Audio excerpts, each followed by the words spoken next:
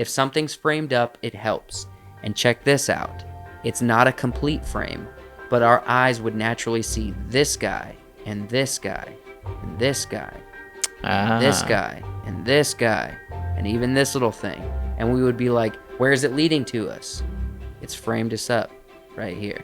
So immediately you see this and you're like, what conversation are they having? Yeah. But then you think, no, he's by himself. Yeah. He's alone. He's a puppet who looks at the other puppets and sees nothing alive in them.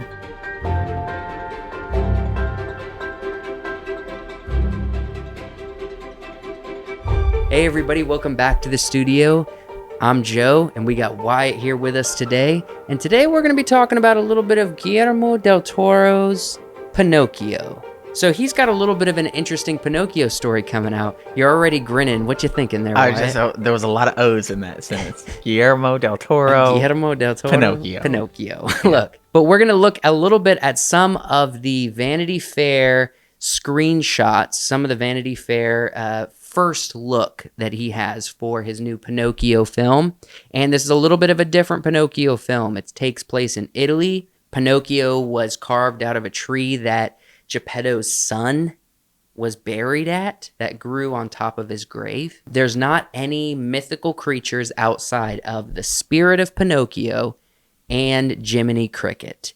And Jiminy Cricket is actually played by Ewan McGregor, believe it or not. Ooh. So we're going to look at some of the visuals because I'm into composition, I'm into filmmaking, I'm into creating beautiful images with film. The wonderful thing I think about this is actually, let's go ahead and go to this first image. This is just a fun picture of a miniature with Guillermo looking through the window at Pinocchio laying on the workshop desk. We don't have a lot of information outside of what's written in the Vanity Fair article, and I would recommend go just Google search it and read about it if that's something you're into. We have two Pinocchios. We have Disney coming out with their Pinocchio, and we have this Netflix Guillermo Pinocchio coming out.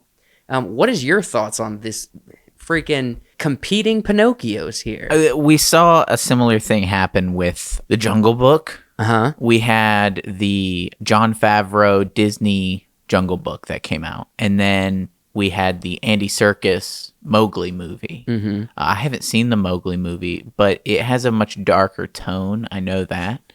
Netflix seems to like to take some of these stories and put a dark spin on them, which I think what DreamWorks was doing in the day. I think it's fun.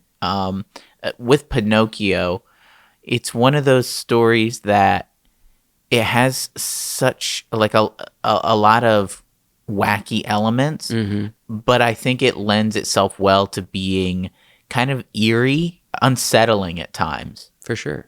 Because this is almost like a spirit in a puppet, mm-hmm. and that is frightening. Whack. It's frightening. I mean, though, if you think about it, we're all kind of spirits and puppets. Just meat puppets. Meat puppets. Yeah, that's right. We're going to go ahead and take a look at some of these screen grabs from the film, and we're going to look at the composition, the filmmaking, things that stand out to us, and just enjoy the process. Let's react authentically to the art, the visual arts designed by all of the people involved, the visual artists, the stop motion artists, and then also Guillermo himself. Do I roll my R's enough? Guillermo. Guillermo. So the first one, it obviously has the Vanity Fair stamp on it. The first thing that I notice is I always look at where's the lighting coming from? Always. Right. When I first look at an image, because when it comes down to it, reality in images, it's supposed to feel like reality. Lighting plays a big part. If we can see the image, then there has to be light involved. And when it comes to cinema, you always need to have motivated lighting, which means you're showing where the light source is.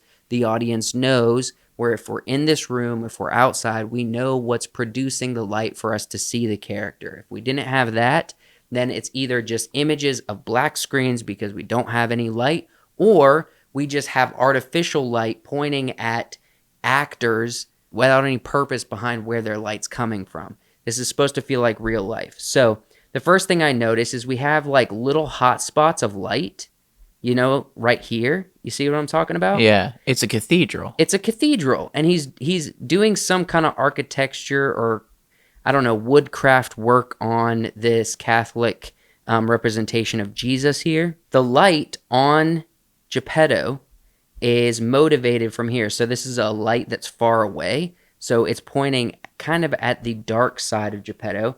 And I think the lighter side, which is right here on Geppetto, is being motivated from this one down here because it's closer to him, shooting right up and producing some kind of light bounce here. I'd say there's probably one off to the right at the You bottom. think there's one kind of hidden right here? He might have a light up there with him so he can see what he's doing. It also looks like there's a hot there's spot a of light light, down here as there. well.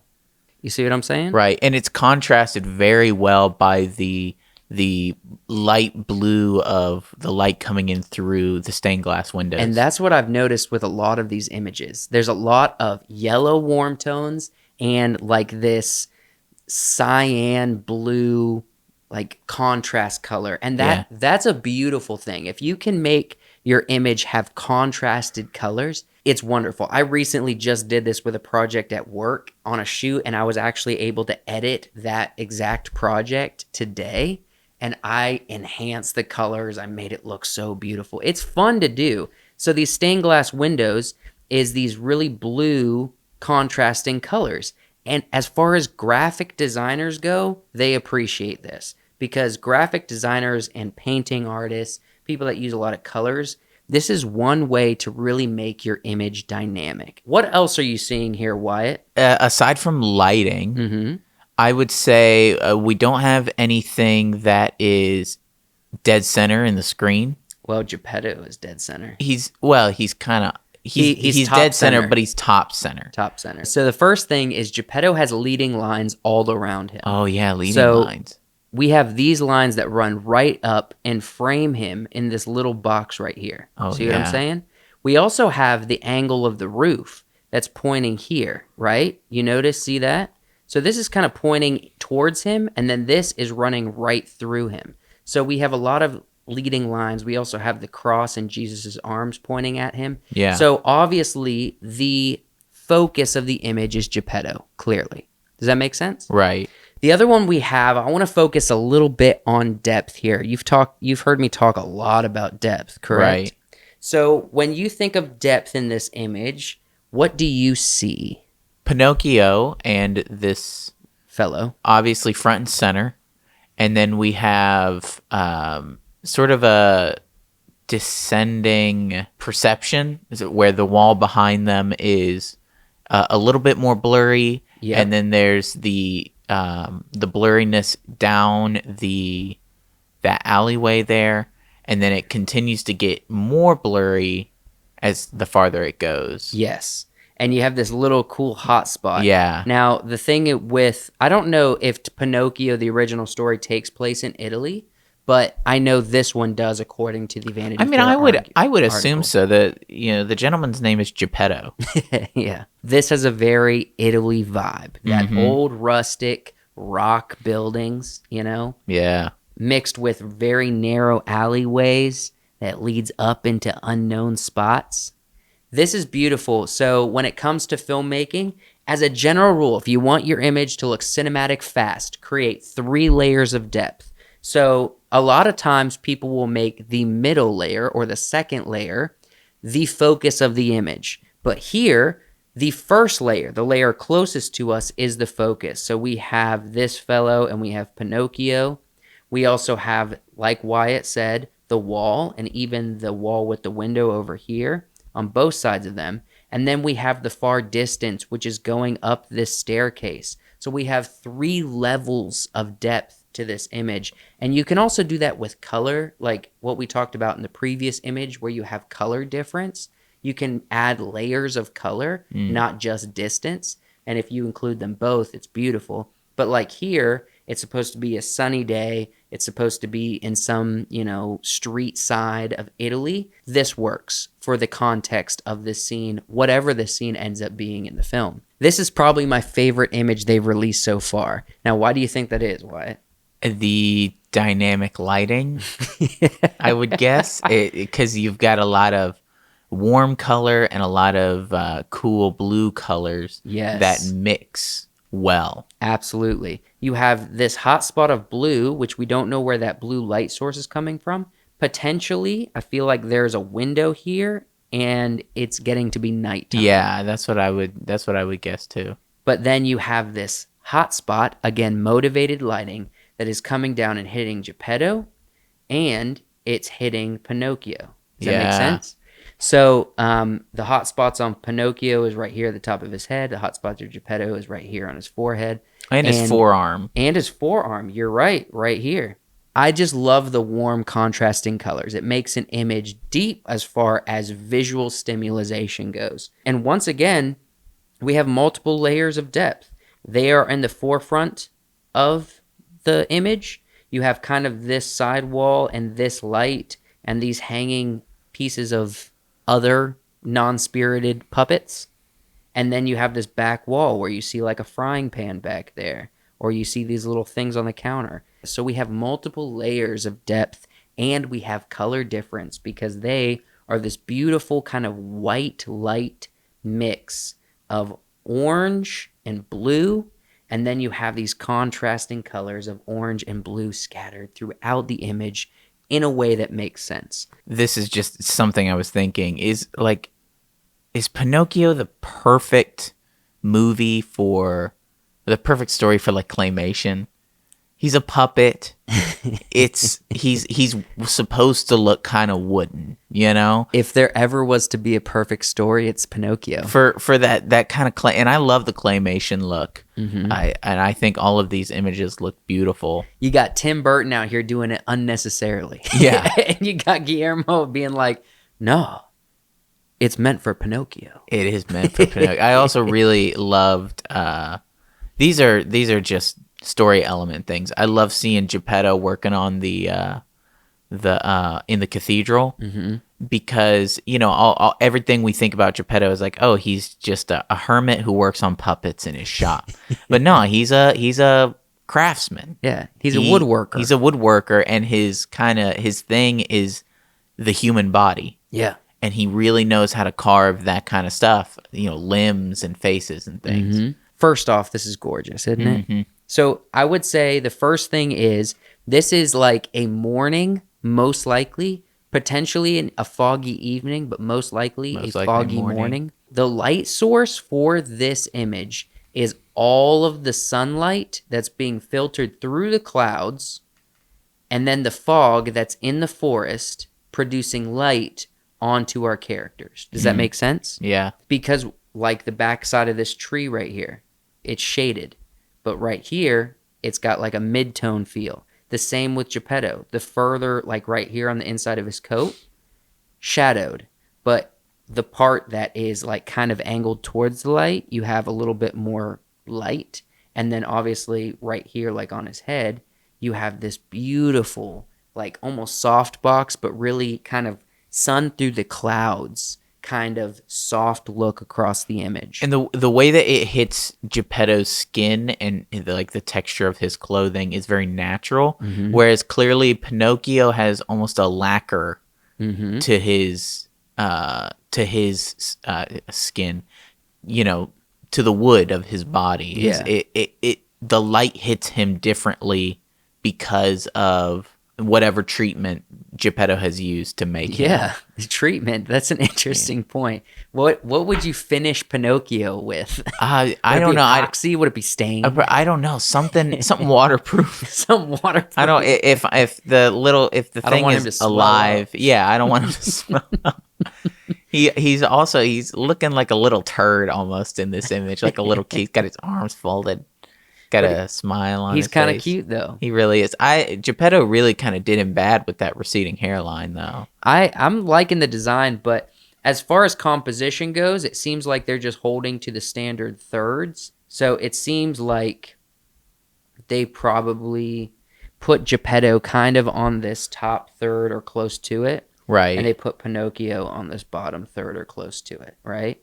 Those are the places your eyes go to naturally, these four corners. I know like with the movie Drive, they tended to create like stories inside of these individual boxes. Does that make sense? Yeah. So with Drive with Ryan Gosling, they would tell stories depending on what's going on. So they would tell a whole story in this box and tell a different story in this box in the same image. Does that make sense? Yeah, and that makes me think about like Wes Anderson. Yes. I'd be curious to go and look at some of his films. Absolutely. And look at the composition for them, because he's telling stories in the entire image. You know?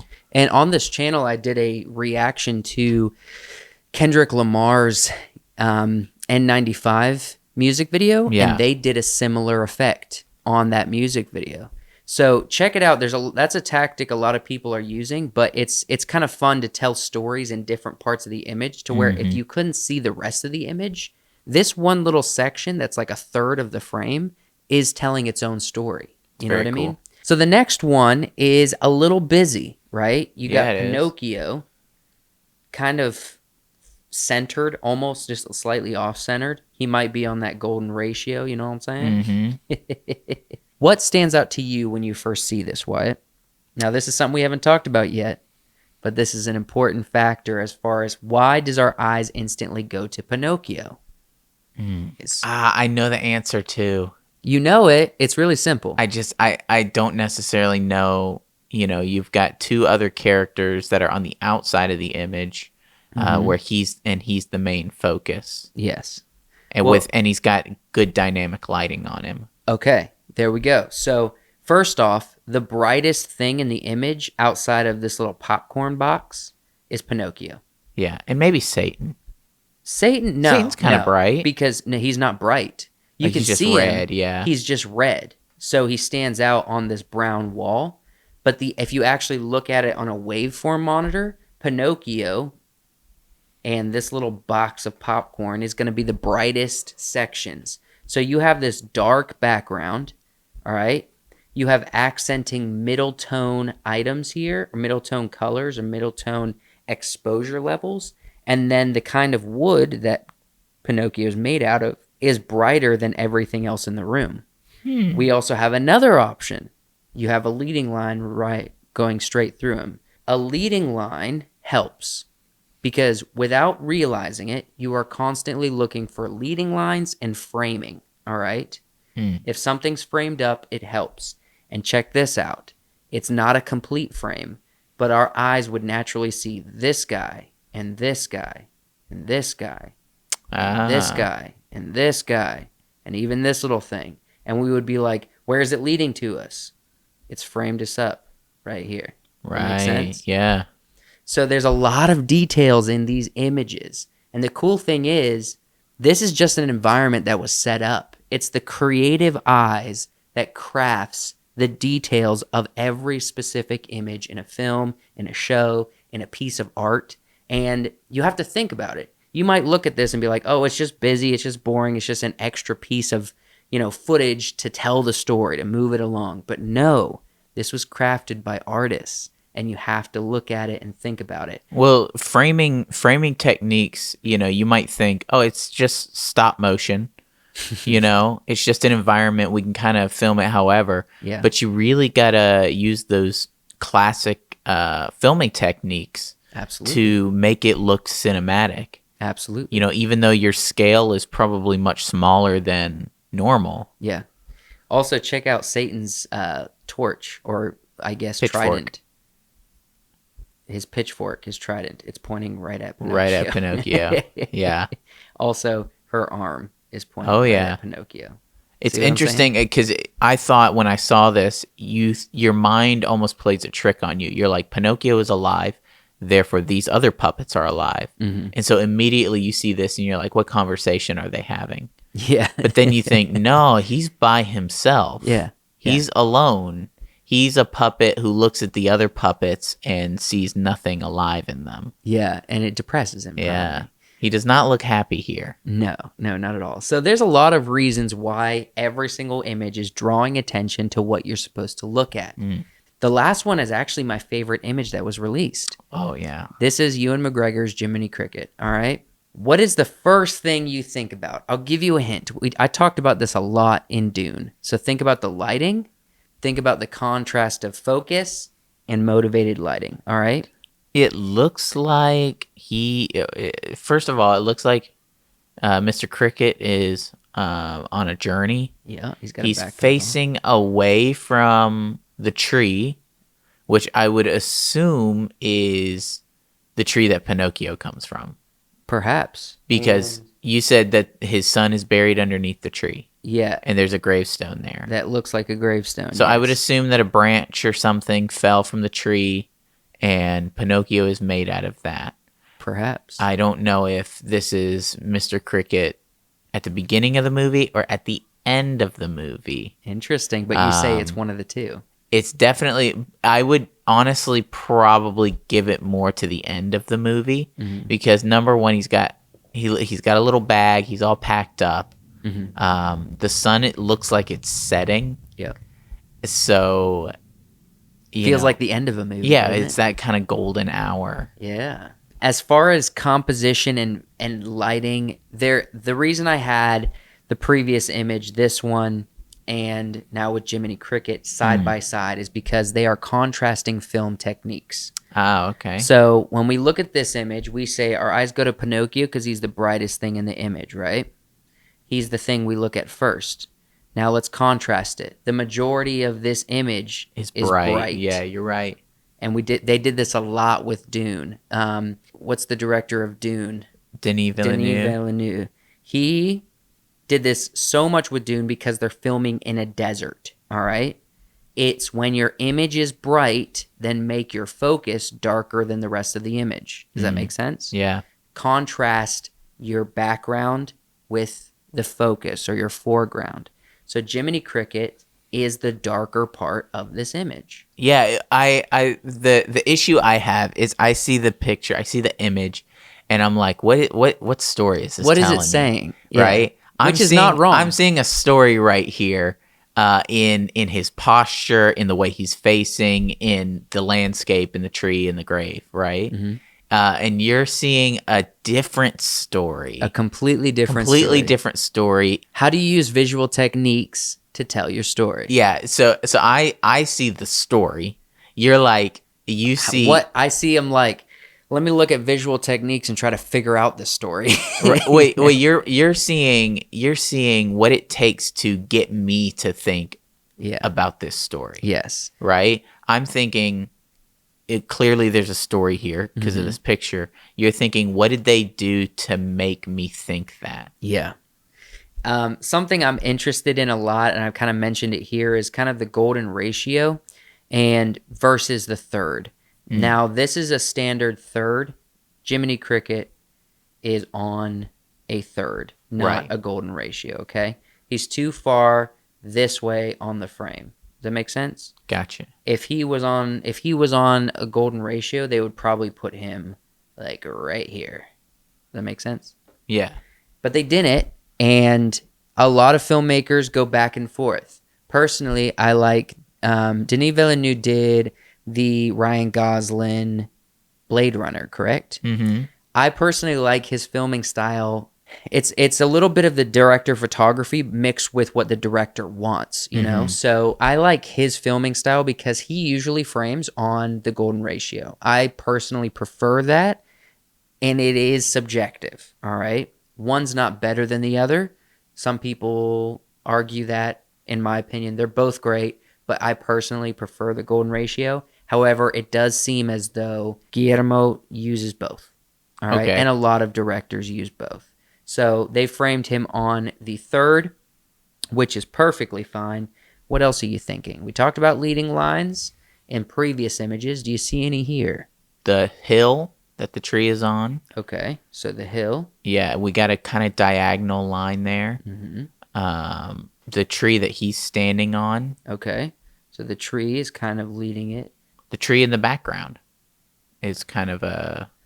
You're right. The tree in the background is a leading line to what are we supposed to look at? The gravestone. This gravestone right here. Makes sense? Gotcha. You can almost smell it. You can almost smell it. You can almost smell this. That's fresh grass. Yeah. Heartbreak. Pines. You know Italy. Jiminy. Little cricket. Little cricket smells.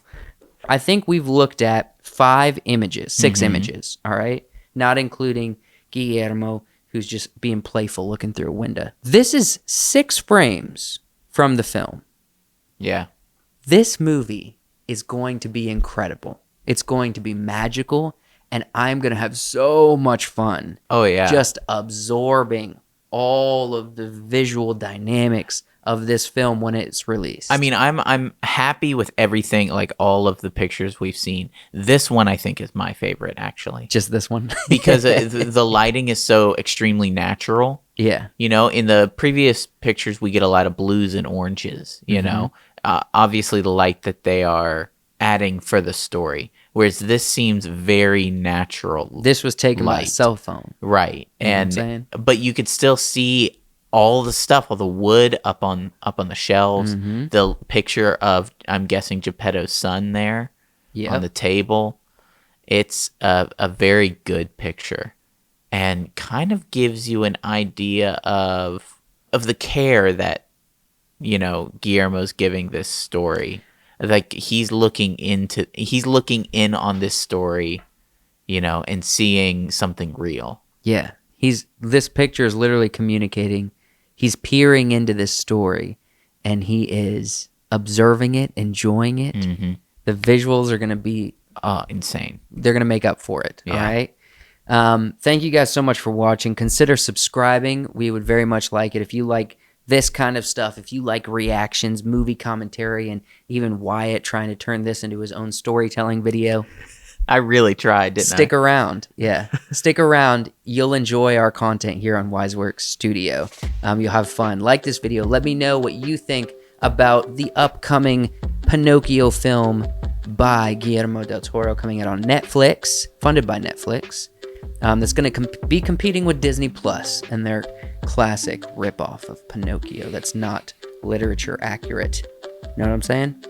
Thank you guys so much for watching. I appreciate it. And I love you.